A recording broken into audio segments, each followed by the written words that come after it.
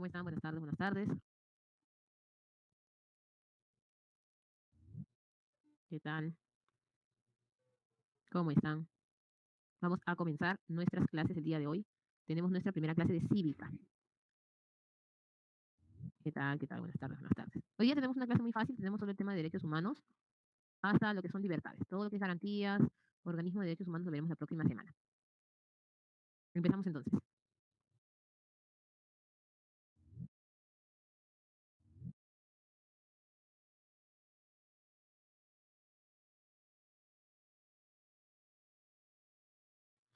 Muy bien, chicos, iniciamos nuestra clase. El curso de cívica es un curso formativo de formación de leyes también, en el cual vamos a aprender cómo funciona nuestra constitución, cómo se aplica nuestra constitución y también cuáles son las variaciones que va recibiendo conforme se van estructurando las leyes, ¿no? Súper fácil. Nuestro primer tema es el de derechos humanos, luego continuaremos con todo el bloque de derechos políticos, convivencia democrática, cultura y cerraremos con el bloque de Estado peruano, que es el más grande. Iniciamos entonces. Lo primero que debemos hacer es definir el concepto de derecho y las características. Como ustedes se han podido dar cuenta, en los últimos exámenes de admisión se ahonda bastante en el tema de derechos humanos y también en los documentos que fortalecen a estos derechos. Una de las preguntas más utilizadas son sus características. Entonces vamos a ver en qué consiste este derechos y sus características en general. Derecho entonces lo vamos a concebir como una facultad. ¿Qué significa facultad? Es algo que tú tienes, algo que tú recibes sin necesidad de pedirlo, pero es algo que se tiene que también desarrollar. Esta facultad la desarrollamos nosotros en el ordenamiento jurídico. Tenemos que tener la posibilidad de reclamar nuestros derechos y de que se hagan cumplir. Esta facultad puede ser material o espiritual. Puede ser material porque recibimos una serie de satisfacciones a nuestros derechos, como es la vivienda, la alimentación, la vestimenta, e incluso puede ser espiritual en base a nuestros desarrollos de los derechos de la vida. Con estos derechos, nosotros vamos a hacer valer tres cosas fundamentales del ser humano: la dignidad, la libertad y la igualdad. Ahorita vamos a explicar estos tres fundamentos. Y segundo, el derecho también es una profesión, porque existen personas que estudian derecho. A ver, levanten la mano, ¿quién de ustedes quiere estudiar derecho? Muy bien, Débora, Andrés, Cristina, Vicky, Laisa Leonardo. Wow, todos se van para derecho. Interesante. Muy bien. Entonces, ustedes que van para derecho, ¿qué van a estudiar en su carrera? A ver, ¿quién sabe? ¿Quién sabe? ¿Qué les van a enseñar en su carrera? ¿Qué les van a enseñar? Cuéntenme. Ya que se van para derecho, tienen que saber algo que les guste. ¿Qué les llama la atención de derecho? ¿Por qué has elegido esa carrera? Muy bien, derecho romano, excelente. Por ahí tenemos un micro prendido. Muchas gracias. ¿Qué más? ¿Qué más? Cuéntenme. ¿Qué más les van a enseñar? Porque si yo elijo una carrera es porque tengo algo que me guste. Muy bien, Madrid, la hermenéutica, que en este caso sería el descifrar o explicar lo que está escrito en todo el ordenamiento jurídico. Muy bien, y también me gusta el derecho comercio exterior, consuetudinario, lo que comienzan a encontrar entre las comunidades. Muy bien, el Estado y sus reglas. Excelente, chicos. Todo ahí lo tienen. Entonces, tendríamos allí el derecho como una profesión. ¿Qué significa una profesión? Nada menos que la carrera que estudia las leyes. ¿Y estas leyes de dónde salen? ¿Qué explican? Explican los derechos humanos. Por eso hay una relación entre el concepto de derecho como facultad y el derecho como carrera. Muy bien. Hasta ahí estamos en el concepto. Tiene dos tipologías. Vamos a explicar entonces ahora qué recibes con este derecho. La posición de la dignidad, libertad e igualdad. ¿Por qué igualdad? Porque se supone que todos recibimos de forma inherente los derechos, entonces todos tenemos derechos. Muy bien. Libertad. Tú puedes hacer lo que deseas, por supuesto. Profesora, pero las leyes nos prohíben cosas. No te preocupes. Porque esas leyes lo que hacen es simplemente permitirte un mejor desarrollo o convivencia. Tú puedes hacer lo que quieras. Lo que no puedes hacer es dañar a otras personas. Y para ello nacen entonces los derechos. Puedo hacer todo lo que yo desee siempre y cuando no transgreda los derechos de otra persona. Ahí estamos bien. Entonces ya tenemos allí libertad, no dañar los derechos de otra persona, pero puedo hacer lo que yo desee. Tengo la capacidad de decidir. Y si decido mal, ¿qué va a pasar? Una sanción. Y vamos por dignidad, que es el más importante, está primerito, pero todavía no lo había explicado, ¿no? ¿Qué quiere decir la dignidad? A ver, ¿quién sabe qué significa dignidad? Cuando te dicen tienes dignidad, ¿a qué hacen referencia? Muy bien, va a decir un valor, respeto a nosotros también. Es el respeto que yo tengo. Valor y respeto, por ahí vamos uniendo. Excelentes respuestas. Y pregunta, ¿Los animales y las plantas tienen dignidad o solo el ser humano? El ser humano, muy bien. Solo el ser humano, excelente. ¿Y eso en qué se relaciona? ¿Cómo está Joaquín? ¿En cómo se relaciona con el derecho? Sencillo. Dignidad es el valor del ser humano. Ese valor del ser humano es un valor sobre los otros seres que existen en el planeta que tengan vida. Y la dignidad es para todos por igual. Existen seres humanos que han degradado su nivel de ser humano por ciertas situaciones, por ejemplo, por el consumo de alcohol y drogas. Esas personas que siempre están en este acto de consumo y de repente ya han perdido pues, conciencia de muchas cosas, siguen siendo seres humanos y tienen dignidad, por supuesto. Por eso hay un orden, ¿no? En este concepto, y entre plantas, animales y seres humanos, siempre se cuida primero al ser humano. Ejemplo, en una casa hay un incendio, ¿no? Y tienes una maceta con una hermosa planta, un gatito y un alcohólico a nivel avanzado. Es decir, incluso el incendio puede haber ocurrido por él. Pregunta, chicos, ¿a quién salvarías tú primero? De manera real, sinceramente, si tú tuvieses que ingresar allí, ¿a quién salvarías tú primero?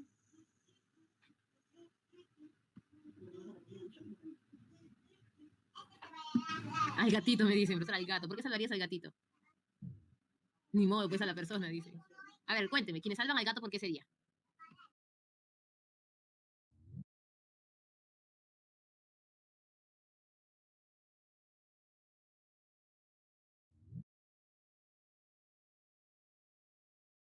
Muy bien. Entonces, ya que todos respondieron, la pregunta sería, ¿por qué salvarías al gatito? Muy bien, Leticia dice, porque el alcohólico ya no respeta su vida. ¿Quiénes? A ver, ¿quiénes pusieron gatito? Cuénteme, ¿por qué al gatito?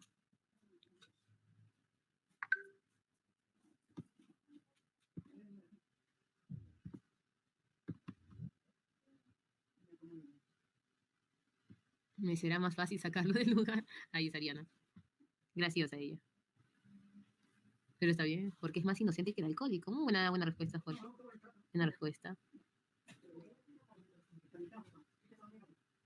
Ahora vamos con la siguiente pregunta. ¿Alguien salvaría la maceta? Porque tiene vida, ¿no es cierto? ¿Alguien salvaría primero la maceta con la plantita? Bernal dice yo. Solo puedes salvar a uno primero, exacto. Dice. El orden, al final puedes salvar a todos, pero el orden es primero, tienes que tomar una decisión. Nadie dice, no, al último salvarían a la plantita. Brinda más que el alcohólico. Y eso pasa a veces, ¿no? Muchas personas dicen, ay, sí, a los animales, porque los animales, es pobrecito, porque los animales son seres vivos. Y la pregunta es, ¿las plantas no son seres vivos? También son seres vivos, obviamente.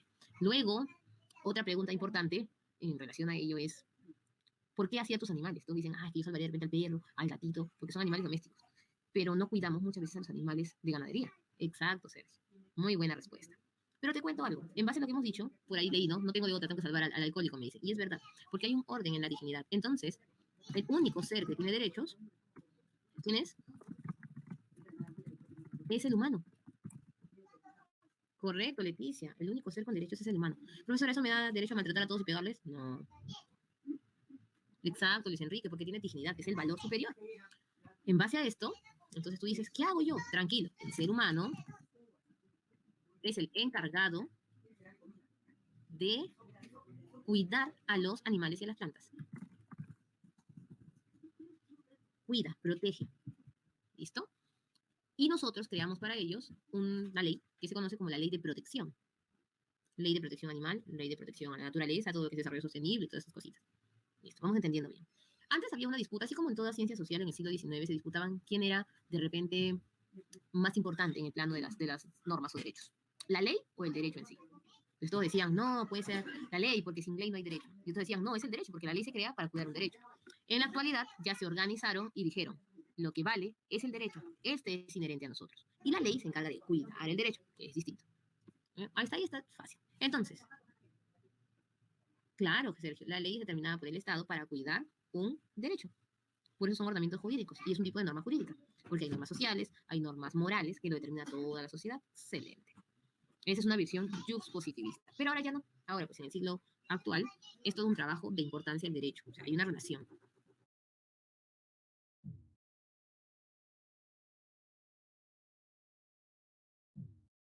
Muy bien, ahora vamos a decidir cuáles son sujetos de derechos. Porque tú debes haberte preguntado el concepto de derechos humanos. ¿Por qué existe derecho y por qué existe derechos humanos? Tú dices, profesora, pero derechos humanos sería redundante, porque sería derecho de los humanos. Entonces, ¿cuál sería la explicación? Y lo que pasa es que existen tipos de sujeto de derecho. Entonces, eso es lo que nosotros tenemos que evaluar.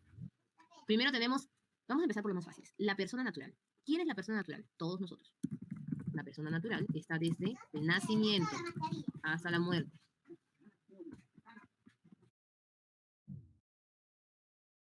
Listo. Luego tenemos a la persona jurídica. La persona jurídica sería la asociación de personas naturales.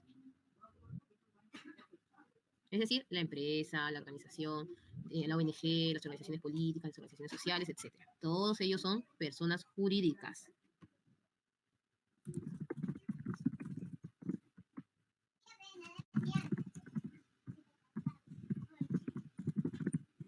¿Listo?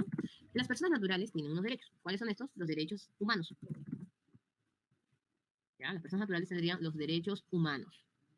Las personas jurídicas son los derechos empresariales o los derechos inscritos pues, en la SUNAR, justo de personas jurídicas. De allí el hecho de colocar el título de derechos humanos, porque existen, obviamente, según el concepto de lo que estamos explicando, derechos para las personas naturales y derechos para las personas jurídicas.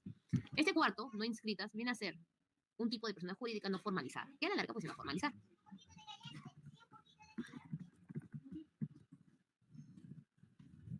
Pero he dejado uno importante, el concebido. ¿Quién es el concebido? El que todavía no es persona natural porque no ha nacido. Y este concebido también es considerado sujeto de derecho. ¿Qué significa? Que tú tienes derechos desde antes de nacer.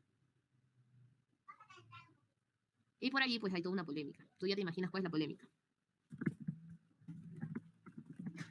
¿Cuál crees que es la polémica? Correcto, Leti. El aborto, Franco, muy excelente, chicos, el aborto. ¿Cómo lo explicamos esto en el plano de las leyes? Más allá de si estás o no estás de acuerdo, que es diferente. Empezamos entonces. Primero, claro, Diana, algunos quieren despenalizarlo y hay países que tienen pena por el aborto. En nuestro país, ¿hay sanción o no hay sanción por el aborto? Por supuesto. Solo está permitido el aborto terapéutico. Muy bien, corazón. ¿Cuál es el aborto terapéutico? Cuando está en riesgo. Muy bien. La madre y quién más. Y por consiguiente, el del bebé. Claro. Listo. Pregunta.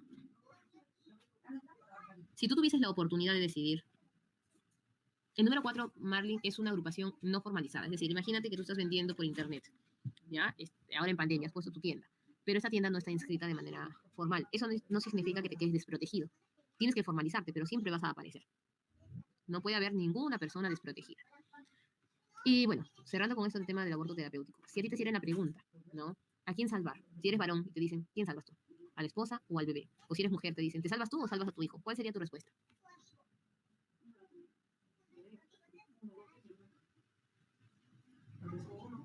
Yo me salvo, dice a mi hijo. Me salvo yo. Generalmente a su esposa, dice, para tener más hijos. A su hijo. Ya, entonces imagínense, ¿cómo haríamos para tomar esa decisión? Sería súper, súper complicado. Claro que sí, Jorgito. Ahorita les voy a colocar el ejemplo. Entonces, el concebido tiene derechos. En algunos países se sanciona con pena de cárcel o similares. En donde no está penado, es decir, donde sí está permitido abortar, se protege a través de un juicio. ¿Cómo es eso? De repente uno de los dos no estuvo de acuerdo con el tema del aborto, especialmente el papá, ¿no? Puede ser que el papá no quería y la mamá sí. Y como sí está permitido el aborto, en realidad llega a abortar. Entonces, ¿qué hacemos en esos casos, chicos? Sencillo. Se va a juicio y usualmente el papá recibe una indemnización porque perdió a su hijo. Pero la mamá, pues, según el derecho de ese país, estaría también en su plena capacidad de poder abortar. Pues en esos casos donde no es penalizado, usualmente reciben indemnizaciones. ¿Por qué? Porque no vas a poder, obviamente, revivir al bebé. Pero siempre está protegido de una u otra manera. Y otra forma sutil de proteger a un concebido es asegurando una buena maternidad. Por eso los estados siempre priorizan la atención a personas gestantes, porque así cumplen el derecho del concebido. Por ahí me preguntaban, ¿no? ¿Y cuáles son personas jurídicas? Personas jurídicas pueden ser empresas, ONGs, organizaciones políticas, es decir, partidos políticos, organizaciones sociales, las cuales se protegen a través de la implementación activa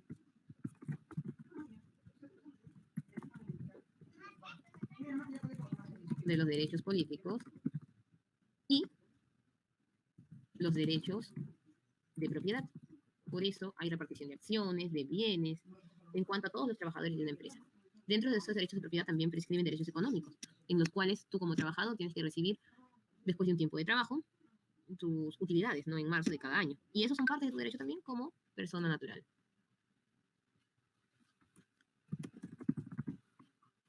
Listo. Nuestra Constitución protege a las tres personas, porque el cuarto ya sabes que vendría a ser una persona jurídica no formal, ¿no? Al concebido, a la persona natural y a la persona jurídica. ¿Cómo las protege? A través de toda nuestra Constitución. Hay un sector de los llamados personalísimos, que son los derechos fundamentales.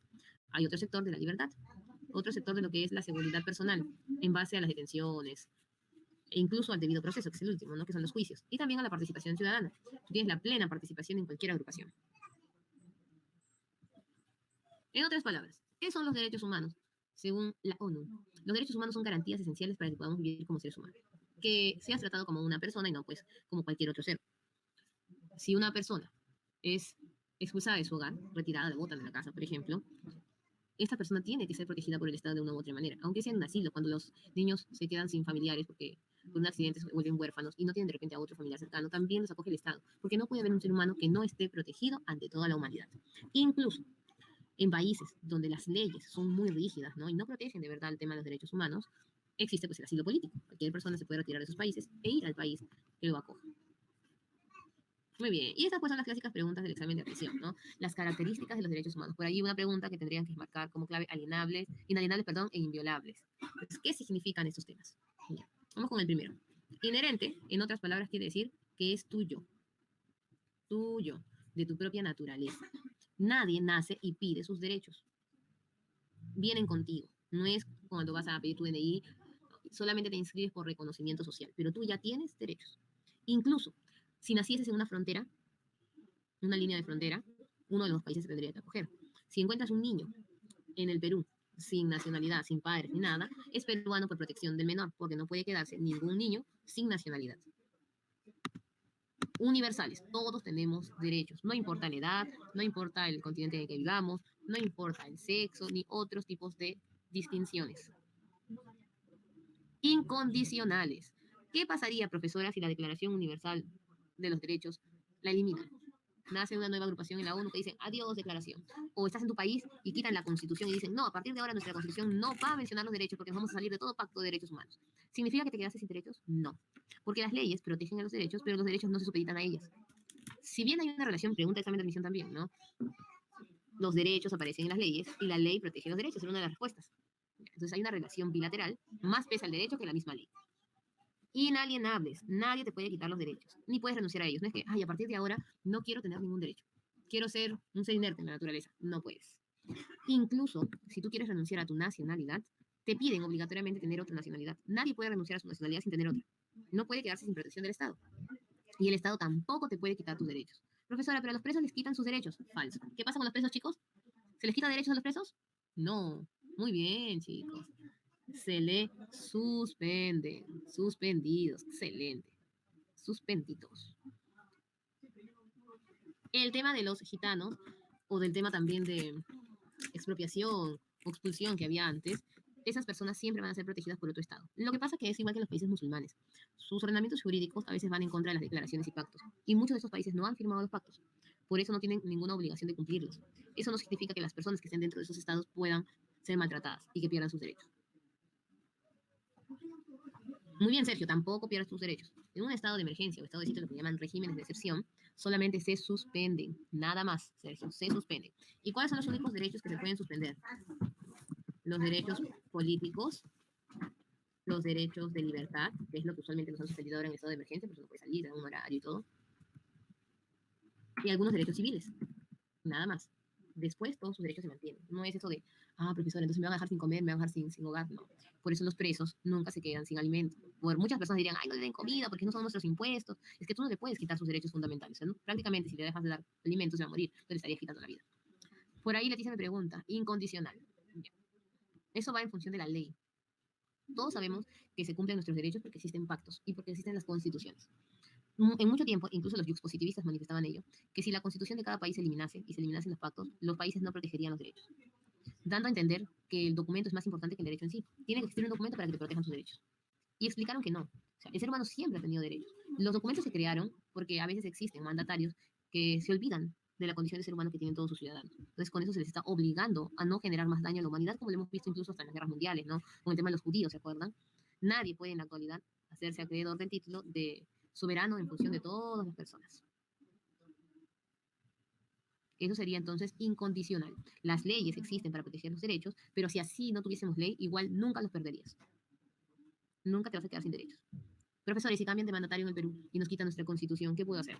Tendrías que retirarte del Perú y pedir asilo y protección de tus derechos porque tú sigues siendo un ser humano. Eso es lo que quiere decir incondicional. Claro, Sergio, si tienes algún gobernante que esté yendo en contra de tus derechos humanos, de tu constitución, de la democracia, del Estado de Derecho, como le llaman, puedes hacer derecho de insurgencia, que es la rebelión que hace el pueblo en contra de alguien que no eligió. El problema de ese estado de insurgencia o derecho de insurgencia es que a veces los mandatarios que hacen golpes de Estado, son dictadores, manejan pues las fuerzas armadas, manejan la policía, etcétera, y muchos mueren. Pero igual las personas siguen haciendo sus huelgas, ¿no? Pero a veces son reprimidos, como pasa en muchos países de Oriente. Vamos con, ya hicimos inherentes, ya hicimos universales, incondicionales, inviolables. Nadie te puede quitar tus derechos, pero tampoco los puede pasar por alto. O sea, no puede transgredirlos. Persona que transgreda o Estado que transgreda será sancionado. Si una persona vulnera tus derechos, la sanción la aplica el Estado. Pero si el Estado no te protege ante esa violación de tus derechos, tú denuncias al Estado, ¿no? La próxima semana vamos a hacer lo que son organismos y tú estarías denunciando al Estado en la corte. Mamá, ¿aló? ¿Escuchan? Listo. Seguimos. Luego tenemos en este caso indivisible, indivisible, indivisible. ¿Qué significa? Los derechos no se pueden dividir. No hay derecho más importante que otro. Indivisible. En este caso, no se dividen y no hay derecho más importante que otro.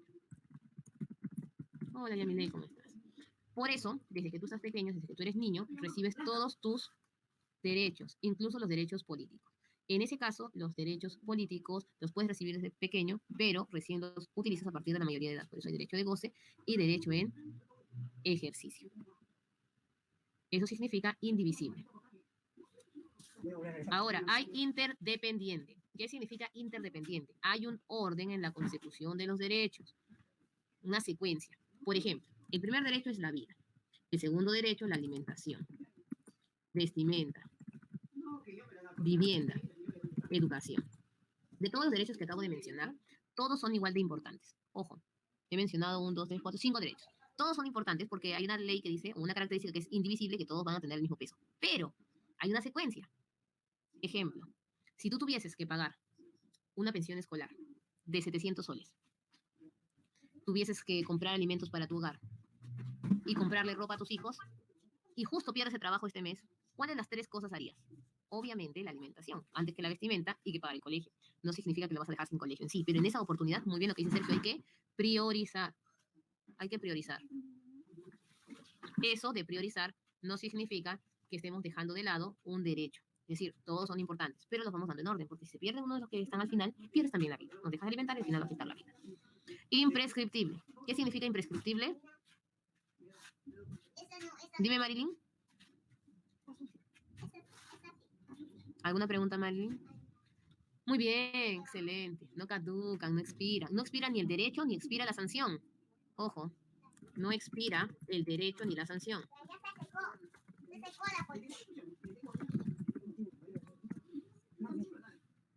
No expira el derecho ni la sanción.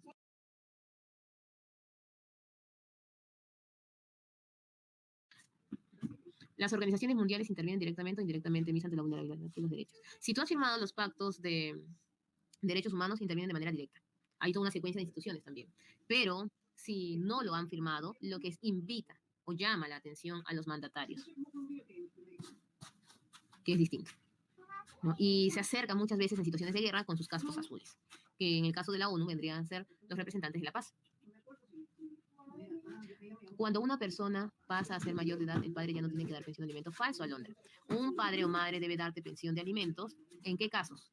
Cuando sigues estudiando, ¿correcto? Cuando te casas, ya no.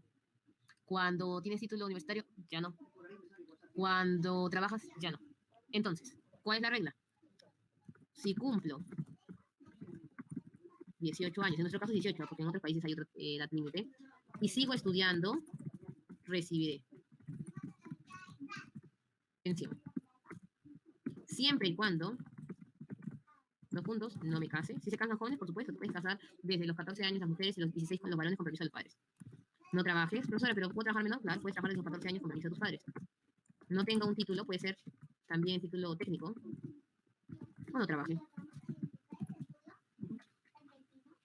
Si estudias y trabajas ya no hay. Ahora, ojo, lo que yo estoy diciendo es lo que dice la ley. Pero el padre, que obviamente cumple su función de padre y madre, no tiene que basarse en una ley para darle, pues, estudios a su hijo, ¿no? Hay personas que son mayores y aún siendo mayores le siguen ayudando a sus padres a pesar que ellos trabajan, porque es más que todo una función. Lo que estamos haciendo es escribir la ley para aquellos que obviamente no la cumplen, porque les tienes que exigir, que es distinto.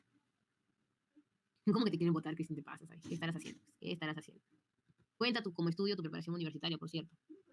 E incluso hay quienes piden una retroactividad de pensión. Empezaron a trabajar todo y volvieron a estudiar. Exacto, Flor. ¿Y qué pasa si vuelvo a estudiar y ya no puedo trabajar? O trabajaba antes, pero ahora quiero estudiar. ¿Puedo pedir la pensión? Sí, pero en muchos casos de esos es preferible iniciar lo que es la conciliación. Citas a tus padres y hablas con ellos delante del conciliador. Claro que cuenta como estudios la academia, porque estás estudiando para la universidad. Cuenta como estudios. Y eso sí es importante. Para que todo esto sea válido, el juicio de pensión de alimentos debe iniciarse antes de los 18 años. Si lo haces posterior, ya no es válido. Por eso la mayoría de personas lo hace a los 16, ya cuando no pidió pensión antes, y ya como son más grandes dicen, sí, yo quiero hacer mi juicio, ya, entonces a los 16, mientras va dándose el proceso, ganas después de los 18 no importa, te devuelven todo lo que no te hayan dado en tu vida, porque así son los juicios de pensión de alimentos. Si no te dio tus 16 años de vida, tus 18 años de vida, te da todo ese dinero. No lo puedes usar para estudiar.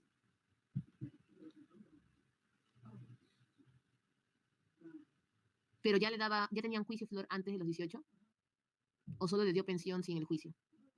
Si ingresas a la universidad y sigues sin trabajar y todas las cláusulas que dije arriba te pueden seguir pasando pensión. Incluso hay una fecha más o menos de edad de 25, 26 años, válido. Lo demás ya se extiende por voluntad del padre. Porque se supone que luego de la carrera ya pues estás trabajando, ¿no? No, no se puede conciliar. Tienes que conciliar solo con la persona presente en el país y con su dirección. Si dejas el juicio por alimentos, igual te devuelven lo que no te pasó o no. No, tienes que terminar el juicio. Tiene que salir la resolución.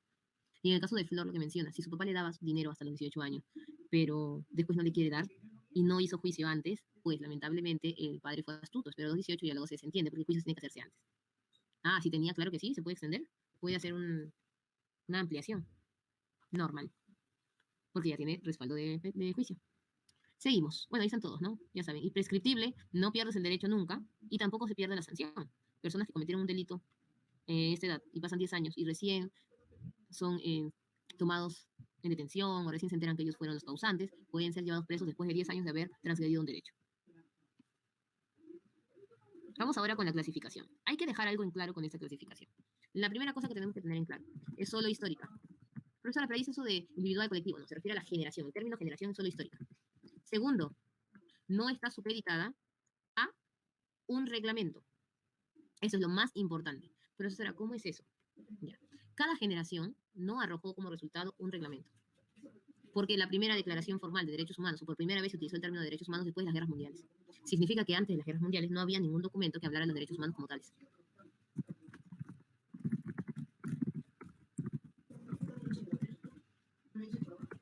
Vamos a colocar aquí, no guarda relación con los documentos vinculantes. Entonces, si a mí me preguntan en el examen sobre temas de historia, ¿qué tipo de generación guarda relación con este tipo de evento? Allí sí utilizo la historia. Pero si me hablan directamente de documentos como declaraciones y pactos, todos mundiales. Esa fue una pregunta de examen también, de examen de admisión de este bloque de fines de semana que pasó. Tenemos entonces tres generaciones, primera, segunda y tercera generación. Se relacionan con un evento histórico. La primera generación va relacionado con la Revolución Francesa, porque allí se dio un documento, ¿se acuerdan? La Declaración del Hombre y del Ciudadano. En esta declaración se hablaron de derechos, sí, pero no le pusieron ese título, que es distinto, por eso no es formal. Y justo todo lo que se menciona en esa declaración era porque el Estado estaba haciendo malo. ¿Qué significa que estaba haciendo malo? Abusando de los pobladores. Y como estaba abusando de los pobladores, sacaron este documento con normativas protegiendo la participación política. A partir de la primera generación, tú ya podías votar, postular, etcétera. Pero ¿por qué no son derechos humanos universales? Porque si tú recuerdas, en esa época no todos podían votar o postular. Tenías que tener hasta un rango social específico y un género sexual específico.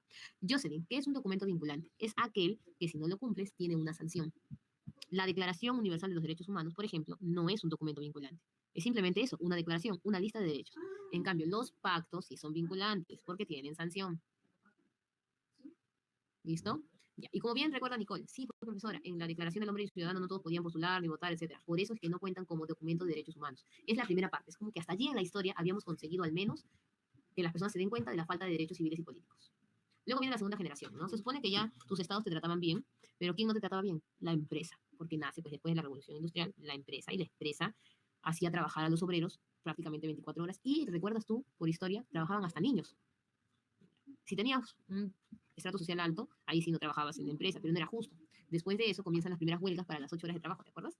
Listo, y así comienzan a conseguir uno que otro derecho, uno más y uno más, todo con el tema económico, de trabajo, social vinculado con el estudio, la salud y cultural, porque todos tenemos derecho a prepararnos y a conocer de la cultura. Esta es la segunda generación. No tiene que ver con un documento porque no se creó un acta o pacto de esos derechos. Solo nacieron por separado diferentes normativas, ¿no? Horas de trabajo, salario, etc. Y tercero, después de las guerras mundiales se dieron cuenta de un detalle importante. Ya habían logrado que los estados protegiesen a sus ciudadanos, ya habían logrado que las empresas no abusen de los ciudadanos, pero no habían logrado que entre países se llevasen bien. Y entre países se seguían lastimando y vulnerando derechos. Entonces dijeron, pues, hay que hacer los derechos de los pueblos y solidaridad. Documentos. Después de todo esto se crea la ONU, que es una ampliación de todo lo que era la Sociedad de las Naciones, e hicieron una carta, ¿no? La Carta de los Derechos Humanos, perdón, la Carta de las Naciones Unidas. Y de esta carta se desprendió luego la Carta de los Derechos Humanos, donde nace la declaración y los pactos que veremos la próxima semana, y recién allí aparece el título de Derechos Humanos, donde cogieron todo lo que se había ido avanzando por la historia. Solo que la declaración integra primera y segunda generación. Los derechos de paz y solidaridad no aparecen en esta declaración. Ahora, en la actualidad, claro, Cristian es de segunda. ¿Por qué? No es que la salud sea menos importante, sino que en la primera generación, en el caso de la Revolución Francesa, solo se trabajó la parte de forma política, protección de Estado, poder votar, postular. En eso se preocuparon. Porque ellos creían que si lograban cambiar el tipo de gobierno, iban a conseguir sus otros derechos adyacentes. En la actualidad se habla de unos derechos de cuarta generación. No están escritos de manera formal. Estos de cuarta generación tienen que ver con las redes sociales, la informática, porque hay dos cosas que han manifestado. La primera es que los derechos humanos se vulneran mucho en el entorno virtual. Muchos problemas de convivencia democrática que se estaban erradicando en la sociedad han vuelto allí. Por ejemplo, ya no hay bullying, ahora es ciberbullying, ¿no? El tema de corrupción por temas cibernéticos. ¿Han visto las noticias cómo están robando y clonando tarjetas por llamadas y todo ello? Ya, pues, entonces ahora se ha vuelto a activar. Así que dicen que debería haber unos derechos de cuarta generación, que serían los derechos del entorno virtual. Y hay una pregunta que tú debes tener en la mente, obviamente. Profesora, se supone que los derechos de primera, segunda y tercera generación buscan evitar las guerras. Pero la pregunta sería, ¿y qué pasa si empieza una guerra? ¿Cómo aplicamos estos derechos? En primera instancia, si hubiese guerra, ya no tienes la protección de estas normativas de los derechos humanos. ¿Por qué, profesora? Porque se supone que los derechos de tercera generación evitan la guerra, por eso son derechos de paz. Si ya empieza la guerra, ¿cómo vas a hacer que se evite la guerra? Es imposible, sería ilógico. Por eso aparece un documento que se llama el Derecho Internacional Humanitario. Este no es un derecho, no te asustes, es un documento. ¿Qué hace este documento? Hace la guerra más humana, aunque parezca extraño mencionarlo. Trata de evitar ciertas problemáticas. Es decir, si hubiese un conflicto, puede ser interno y externo, por ejemplo, pueden ser actos terroristas, también están incluidos aquí. No puedes utilizar armas nocivas, como en la Segunda Guerra Mundial, ¿no? Todos los rezagos que dejaron ese tipo de armas. Biológicas tampoco, radiactivas, etc. Siguiente, debes repatriar los cuerpos. Muere alguien del bando contrario, lo tienes que enviar. Seguimos. No menos importante, debes de obviar las torturas. Profe, ¿cómo está? Una visita del Papa Biología. Y todo ello. ¿Vieron? Eso es hacer la guerra más humana. ¿Esto es válido para qué? Mira, desde el tema de Ginebra, el 49, todo después del tema de las guerras mundiales, obviamente, en cualquier tipo de conflicto internacional o nacional, allí está presente nuestro derecho internacional humanitario. Y luego, ¿quién se encarga de hacer cumplir todos estos documentos? Tu Estado. ¿En dónde? En tu Constitución. ¿Alguna vez has visto la Constitución? Cuéntame, a ver. ¿Has visto la Constitución? Ay, para no hacer la guerra, papá, biología se pasa. Se pasa allí. Listo. Sí han visto la Constitución. Ahora viene la segunda pregunta obligatoria. ¿Has abierto la Constitución algún día? Porque verla yo puedo ver el librito y ahí está. ¿Has abierto la Constitución? Sí. ¿Dónde aparecen los derechos? Cuéntame. Elisa. ¿Dónde están? Jeje. Ahí está, profesora, ahí está. En los primeros, muy bien, Giselle. En las primeras hojas. Claro, ahí está. Y luego se van desarrollando al inicio, igual que tu cuaderno al final, donde nunca hacías caso. Donde decías Michi, donde decías sus fórmulas de matemáticas, en su cuaderno sí se acuerda, dice Sergio. Es que la declaración luego es disgregada en la Constitución. Y de la Constitución luego es disgregada por los códigos penales, los códigos civiles. Hay diferentes cosas. Ahí está la Consti. El capítulo 1, la Constitución, contiene los derechos fundamentales de la persona. Este artículo 1, la defensa de la persona y el respeto de su dignidad es el fin supremo de la sociedad y el Estado. Significa que todo lo que haga el gobierno tiene que estar para protegerte. ¿Será verdad eso o será mentira? ¿Te protege el Estado? Hace siempre poner en primer plano, hay vacíos. Claro, o sea, si nosotros disgregamos teorías, pero no en sentido práctico, debería. Toda persona tiene derecho a la vida. Todavía estás vivo, nadie te ha matado, nadie ha intentado matarte, todo bien. A su identidad. ¿En estado de emergencia y estado de sitio la vida se puede vulnerar? No, en ninguno, Nicole. Incluso todas las cosas que te quitan en el estado de emergencia es para preservar tu vida. O sea, si te dicen no salgas, es porque no saliendo te mantienes con vida. Por eso en el COVID no puedes salir, porque si sales te contagias y te mueres. Ese es el tema. O cuando está el terrorismo, por ejemplo, hay toques de queda porque van a comenzar a encontrar a los terroristas. Si te encuentras afuera, puede ser que incluso te lleven a ti o te pase algo, si hay un disparo. Integridad moral, psíquica y física. No pueden haber torturas, daños psicológicos, daños a tu cuerpo, a tu hogar, nada. Bienestar. Y aquí está, mira, lo que decíamos. Y explicar fundamentalmente que el concebido es sujeto de derecho en todo cuanto le favorece. Con eso está especificando que todo lo que se va a mencionar aquí aplica para el bebito en la panza. Así es. Esa es nuestra consti. Tiene aquí, artículo número 1, la defensa de la persona humana y respeto a su dignidad. Fin supremo. 2, toda persona tiene derecho a la vida. Así está, ¿eh? Lo que hemos visto ahorita está integrado de esta manera. Luego vienen más artículos, obviamente, en todo lo que son fundamentales en capítulo 1. Capítulo 2 viene a ser la segunda generación. Y capítulo 3, parte del capítulo de la primera generación y parte de tus deberes. Porque no todo en la vida es sencillo. Así como te dan cosas al Estado, tú tienes que darle cosas al Estado. Ya lo vas a aprender más adelante. Y muy bien, vamos con este cuadrito, súper importante. Este cuadrito es básico para entender las garantías constitucionales. Hoy no nos toca ver garantías constitucionales, pero toda la vida se confunden en ese tema. ¿Cómo que, profesora? No reconozco la diferencia entre amparo, entre corpus, entre data, me confundo. Persona humana hace referencia, muy bien, Ariana, a la persona natural. ¿Por qué? ¿Por qué tengo que especificar eso de persona humana, profesora? Se supone que todo ser humano va a ser persona. Porque existe persona jurídica, que es la asociación, las empresas. Correcto, Nico. Empezamos. Tus libertades. Cuando te vulneren tus libertades allí, ya te puedes quejar, ya sabes, vamos a conocerlas. ¿Cuáles son? Primero, en la igualdad. No existe discriminación. Bueno, no existe, suena a lo que nosotros quisiésemos, ¿no? En realidad, en la actualidad no debería existir. Porque si yo te pregunto, ¿tú crees que en la actualidad todavía discriminan a las personas? ¿Sí o no? ¿Todavía hay discriminación en el mundo? Claro. Lamentablemente sí. Aquí nada más en las elecciones. Tú leíste todos los comentarios en el proceso electoral. A mí me dio mucha pena. Más allá de si simpatizas o no con uno u otro candidato, la forma en la que se expresaban las personas de repente de la capital hacia personas de Sierra o Selva, o la forma en la que también las personas de Sierra o Selva nos miran a nosotros de la capital, o sea, somos estigmatizados como un contexto, ¿no? De que somos personas siempre discriminatorias o malas. Ahí te vas dando cuenta que el Perú todavía no elimina este problema del centralismo ni tampoco de la discriminación. La constitución sí ha variado. Lo que pasa es que lamentablemente en nuestro país tienen la costumbre de, por cambiar o modificar un inciso, volver a hacer toda una nueva. Muchas cosas se mantienen iguales en la Constitución, salvo ciertos lineamientos de cargos, o más que todo en el tema de las penas de muerte, las sanciones, y por eso llegan a modificar toda.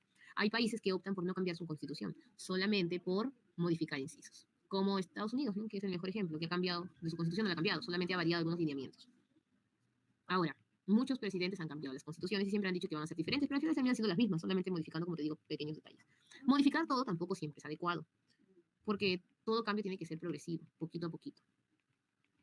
Pero bueno, vamos a ver qué analizamos aquí. No existe discriminación por motivos de origen. Falso, lo acabamos de ver. De raza, bueno, ahora no hablan tanto de raza, sino más de etnia, ¿no? Pero aún siguen habiendo discriminaciones por colores de piel. Sexo, ahora creo yo, perdón, que se ha acentuado más este problema. Mientras más ha habido la defensa, no sé si ustedes se han dado cuenta, pero mientras más hay la lucha por los feminicidios, siento que hay más feminicidios.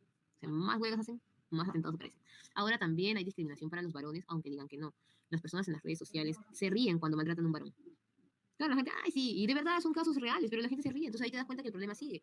O sea, indirectamente el problema se mantiene, porque si te da risa lo del varón, sigues haciendo todavía una diferencia. Exacto. Pasamos de un extremo a otro. Todavía no hay esto de la igualdad. Bueno, idioma, religión, opiniones, todos esos problemas que los analizaremos mucho más todavía cuando hagamos el tema de discriminación en clase, porque hay un tema de eso. Libertades. Libertad individual. Tienes derecho a elegir dónde vas a vivir. Por supuesto, profesor, si yo quiero poner mi casa en, no sé, en la Loma Lachay, o quiero construir mi casa en el medio del océano, en una isla, en ese San Lorenzo quiero poner mi casa, o quiero convertir en frontón en mi vivienda, ¿puedo hacer eso? No, pues, se supone, en el Moro Solar, eso les iba a decir. Hay lineamientos. Primero, no puedes tocar las áreas naturales de protección. Muchos lugares ingresan al concepto de ANP porque el hombre los quiere invadir, como las lomas. Las lomas en temporada de verano no tienen plantitas. Entonces, como no tienen plantitas, la gente quiere invadirlo como cualquier cerro. Y no puedes. Las vizcachas, ¿no se dieron cuenta cuántas vizcachas mataron? Terreno es terreno, dice Yashira. Lo otro, que también tiene que estar inscrito en la SUNAR para que puedas pagar tus impuestos prediales. Porque invasión, al final, termina afectando y lo que hace la autoridad local es como no puedes sacarte de ahí, te da el título de propiedad. Bueno, esa es tu casa, no hay otra. No te puedo sacar, mejor te legalizo. Y así seguimos nosotros generando la invasión. Por eso, puedes elegir, pero tienes que estar todo en regla. Las invasiones se dan por muchas razones. Razón número uno, por el crecimiento horizontal de las ciudades. Es decir, no se previó y no crecieron de manera vertical como ahora están haciendo. No botan una casa y hacen un edificio, sino todo crecimiento era horizontal, entonces no había más espacio. Correcto, Félix. Segundo, claro, exacto, verticales edificios, pero recién se están dando. Aquí ya debió hacerse esa técnica o esa política de edificios hace mucho tiempo. Segundo, por el centralismo. Anda a la selva nada más, en la selva podrías tener un palacio. O sea, espacio hay, en las partes no de protección, ¿no? Es grande. Pero pocas personas viven allí porque hay centralismo y todos quieren estar pues, en la capital o en la costa. Tercero, el tema económico. No todas las personas tienen el dinero para construir viviendas y esto va amarrado del punto número 4. ¿Cuál es el punto número 4? Falta de planificación familiar. En una vivienda tienes como 8 familias, entonces no hay espacio. Y si seguimos sumando, está también el asistencialismo del Estado. Hay muchas personas que creen que todo tiene que regalarnos el Estado. Y este asistencialismo hace que invadan, porque saben que a la larga van a tener que darles el título de propiedad. Lo otro es lo que dice Félix. Hay todo un tema de corrupción allí, ¿no? Alguien invade y luego comienza a vender las invasiones. Imagínate. O sea, tú buscas un cerro ahorita y quieres poner tu casita y te dicen, no, eso se paga cupo para esta vivienda porque ya fue comprada o ya fue lotizada por otra persona. Y así también terminaríamos con la falta de control. Porque si hubiese control, estaría ahí la policía desde el inicio. Y creo que le podríamos sumar otro punto más. Cuando llegan a controlar, pobrecitos los policías, porque siempre tienen la de ganar el ciudadano, ¿no? Si los quieren sacar de ahí, la gente dice, pero ¿cómo los vas a sacar de allí? Es su nuevo hogar, ya tienen su casita. No, hay niños, no los toques. Y bueno, tienen que quedarse. Y listo, invasión lograda. Es que a veces intervienen, Ariana. Lamentablemente hay dos formas de intervenir. Por debajo el tema de la corrupción, por eso no les hacen nada. O lo otro, lo que te digo, las personas siempre terminan viendo mal a la autoridad que quiere sacar a los invasores. E incluso salen las noticias, ¿no? Maltrataron a los niños, a los ancianos. ¿Cómo van a sacar a los ancianos de aquí? Y sacarlos allí es otro tema, porque si los sacas a la fuerza también te denuncian por hacer daño a la integridad física. Ya hay toda una historia. Y solamente estamos en el derecho número 1. ¿No? Derecho número 2 de la libertad individual, a transitar por el territorio nacional. Tú puedes caminar cuando quieras. Nadie te prohíbe. Claro que en las horas de la madrugada es peligroso, pero la policía siempre está para cuidar. Bueno, entre comillas, siempre está para cuidar. Salvo cuando no puedes transitar. Si estás en estado de emergencia, o régimen de excepción en general, es el estado de emergencia de sitio. O segundo, si tienes alguna orden judicial. Porque si tienes una orden judicial que te prohíbe transitar, no puedes transitar porque ya sabes qué va a pasar. Te pueden llevar por prisión preventiva, pensando que te quieres escapar. Entonces, son dos opciones en las que no podemos movilizarnos. Régimen de excepción y orden del juez.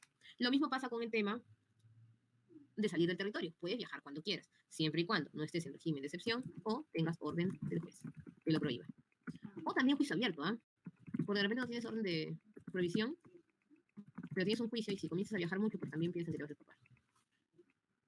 Muy bien, mi querido Sergio. Tenemos diferentes tipos de prisión, ¿no? Hay prisión preventiva, prisión privativa y prisión preliminar. En el caso de las prisiones preventivas hay títulos. Por eso encontramos nosotros allí la diferencia. E incluso hay tiempos de proceso, de plazo, de trabajo. Vamos a encontrar, que está un poquito lento para escribir. Prisión privativa sería en este caso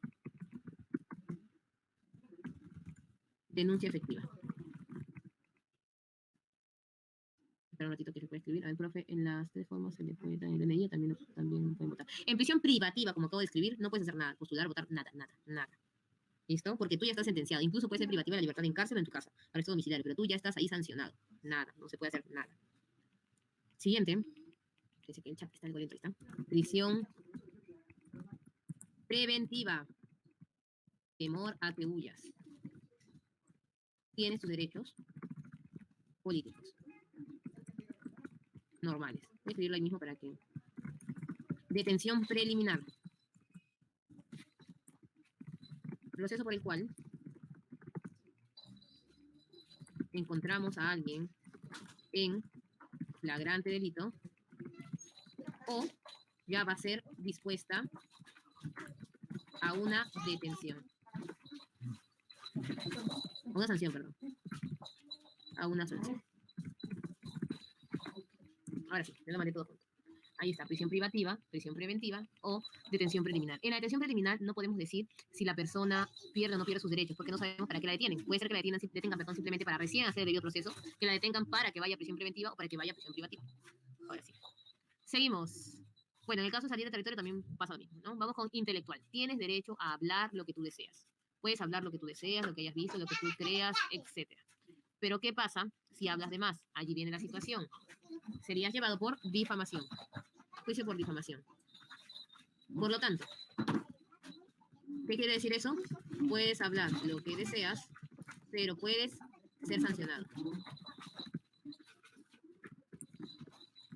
por difamación. Vamos con civiles. Esto también va relacionado con esa problemática de estado de emergencia o de sitio. La reunión, ¿no? Tú puedes reunirte cuando quieras, puedes hacer una fiesta, puedes hacer una asociación, puedes crear una empresa, etc. Pero ¿qué pasa cuando no podrías hacer? Cuando estás en estado de emergencia. Pero después no habría problema. Profesora, esto que dice reunirse pacíficamente sin armas, ¿qué significa? Obviamente yo voy a ir a una fiesta y no voy a llevar armas, ¿no? No, se refieren a aquellos que pueden portar. Exacto, no tiene sentencia, incluso después puede terminar la prisión preventiva y aún sigue tu proceso. Y nunca te dijeron si eres inocente o culpable. Como muchos funcionarios. Antes encerraban, de verdad, iban a huir, pero luego se hizo una moda de encerrar a todas las personas en la prisión preventiva. Ya parecía que no tenía el valor de antes. ¿Por qué dice sin armas? Porque existen personas que portan armas, como los policías, como los de las Fuerzas Armadas, o aquellos que han sacado permiso. Se supone que una persona que porta armas no puede reunirse en una fiesta o en una reunión común con arma. ¿Para qué llevarías una arma tú si vas a reunirte con tus amigos? Sería ilógico. Muy bien, Joaquín. ¿Qué es flagrante delito? Número 1, encontrada la persona, o fuiste encontrado en el acto cometiendo el delito. Siguiente, número 2. En 24 horas te reconocen. 3. En 24 horas te encuentran con el botín.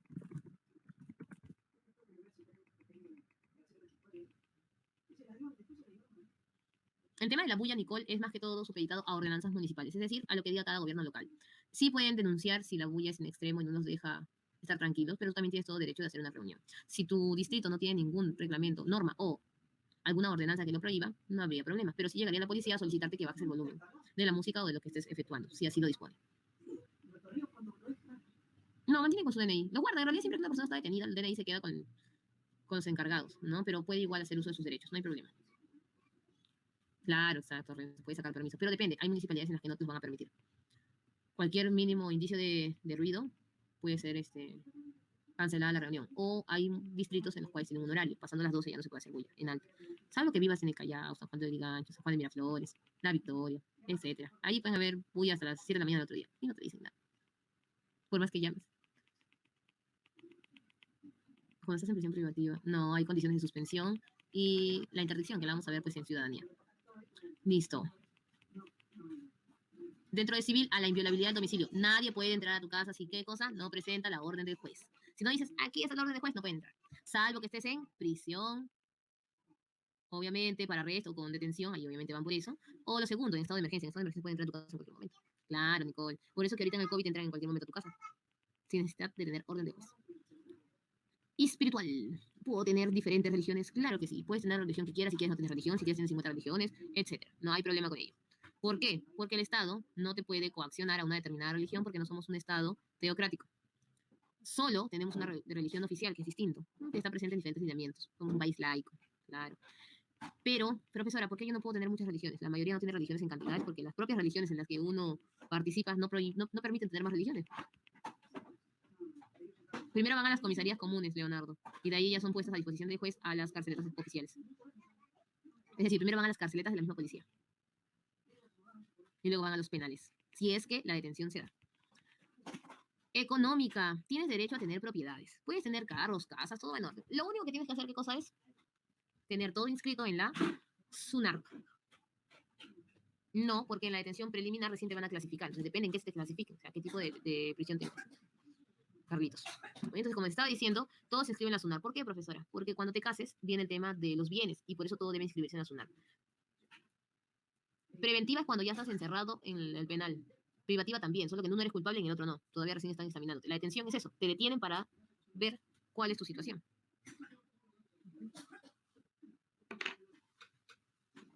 Ahora, como les decía, si te casas, también hay un orden. Por ejemplo, ¿han escuchado esto de los bienes separados? La preliminar es la detención para iniciar el proceso, ya. Sí, ya.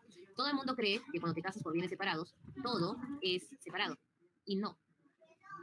Solo es separado los bienes que tengas antes del matrimonio. Sus cosas que tenga antes. Ojo, Florcita, antes. Pero ni bien te cases, todo lo que obtengas ya casado es de los dos. Yo también creía lo mismo. Es decir, si todo te compraste antes, tu casa, tu carro, todo, eso es tuyo. Pero si se compran algo ya casados, es de los dos. En cambio, esos bienes separados, Jesús. Lo que pasa es que todos creen que bienes separados es para no perder nada, pero no, bienes separados es para cuidar tus bienes antes de casarte y después de divorciarte. Pero mientras estés casado, todo lo que compres en ese tiempo es de los dos. Si se divorcian, todo lo que compres después de divorciado es tuyo. Ese es bienes separados. En cambio, si te casas con bienes conjuntos, todo lo que hayas comprado en tu juventud sin casarte y todo lo que compres casado se divide en dos, que es más riesgoso todavía. Y por ahí dicen la convivencia. Por supuesto que ahora es válida la repartición de herencia de convivencia. Muy bien, Sergio, esa es la pareja de hecho. La unión de hecho que le llaman. Ahora existe la unión de hecho. Haces tu documento legal en el cual declaras a un conviviente formal. Un conviviente, no todo un pueblo por si acaso. Un conviviente formal que cumpla un tipo de años determinados, son 3, creo, si no me equivoco, años de convivencia y que puedes darle lo mismo que si fuese tu esposo o esposa. Seguro, bienes, etcétera, etcétera, etcétera. De 2 a 3, no recuerdo la cifra exacta, pero no pasaba de 3, ya veré. Y claro, no puedes tener el ganado tampoco porque no es válido tener varios documentos para el ganado, Sergio. No es válido. Todo es uno. O sea, tiene que ser formal. Son aquellas personas que no se quieren casar, pero siempre están juntas. Que no puede haber para el ganado.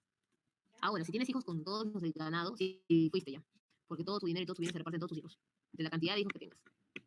Exacto. Listo.